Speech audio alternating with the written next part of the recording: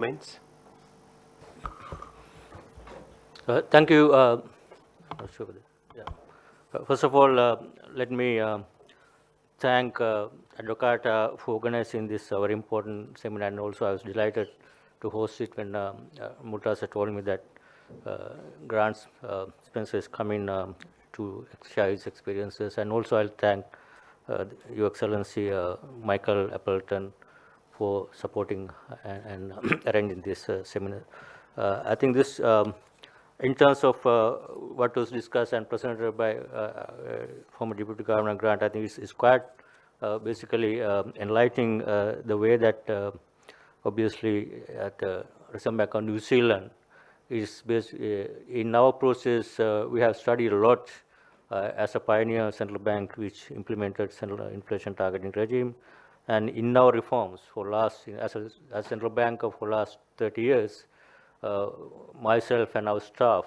especially monetary policy staff involved in monetary policy, basically have been studying the New Zealand's experience quite closely, and we in fact learned a lot of lessons in our process. This is where I just would like to share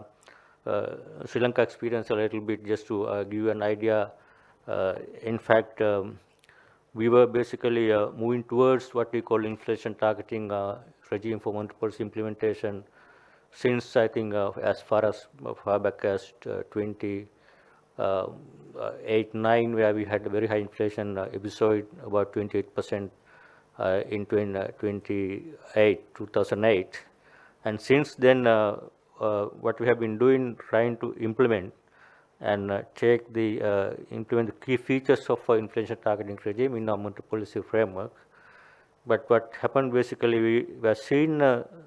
success to a certain extent in terms of when you compare inflation before 2008, on average 12%, and next 12 years we had about average 5%, which is our target between 4 to 6%. We have been able to manage, but despite a lot of challenges,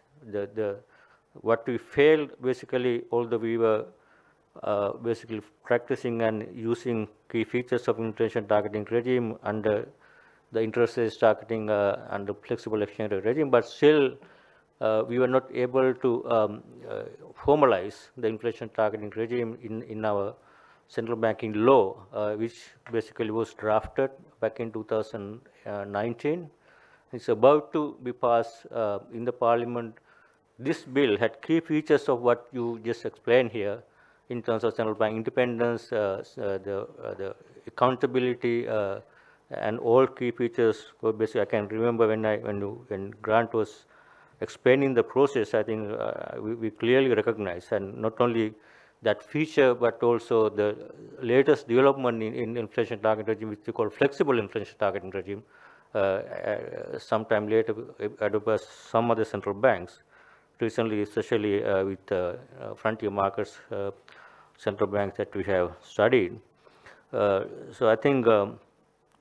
it's quite useful to learn what the governance, accountability structure, and one of the,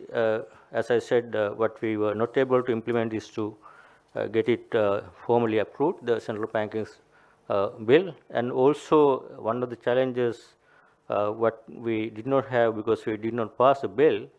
was the central bank independence was not formally basically recognized in the law. As a result, we had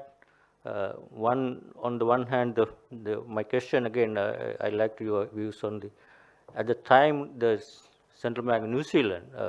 basically implemented this law. Still, we had the challenge of very large fiscal deficit imbalances. Even all the years that we had inflation maintained around 4-5%, but still we had the government running fiscal deficits about 8-9%, and very high both domestic and external debt. That obviously was a huge challenge for the central bank to maintain maintain a proper inflation targeting regime while the government is running large fiscal deficits, and also political influence to the central bank operations, because law had certain provisions that central bank had to monetize part of the fiscal deficits, and also part of the operational independence, policy independence was there, but in the appointment process were not quite independent. As a result, there were several changes, political influences for the central bank decision, especially coming from fiscal dominance as a result of very large fiscal deficits and the large government debt, and also part of the conflict of interest, as you mentioned, the central bank responsibility as the debt management function is part of the agency function of the central bank, which had obviously a conflict between the key objectives of the central bank versus the agency function. Those are things that we were basically planning to address through a new law, and this is now we are in the process of revamping this operation and getting new law passed by the parliament under the IMF program, and also as well as a plan to have independent debt office so that we take out the agency function which has obviously conflict. So my finally, I think I also seen the financial stability component of the Reserve Bank initiative, which is quite similar to what we do here. More than that, there's a strong monitoring process by the Minister of Finance, I think, in their provisions. So my question to you is, what kind of fiscal policy, whether it was supplementary or complementary or whether it's basically conflicting, at the time the Reserve Bank of New Zealand implementing these reforms, and whether you had any kind of conflict, and obviously I can see new law had this conflict, but what is the impact if there is any in terms of fiscal policy, obviously, or macro policy coordination is quite important. Both monetary and fiscal policy coordination is what we have incorporated in our new law as well. And second one, I mean, this is one comment I would like to see your comments, because we have very basically kind of experience that fiscal policy, fiscal domains always have an impact, and the new law would certainly try to address that part, but still if the government continues to run fiscal imbalances, and as a result there are large current accounts, external current account deficits and balance of payment pressures,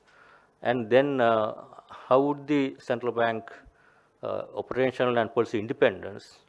basically would, what kind of challenges, if you had any experience, I would like to have your comments. Thank you very much. I'll stop here. I'm happy to have a discussion. I also allow others to ask questions. Thank you. Thank you. Before we go to others, perhaps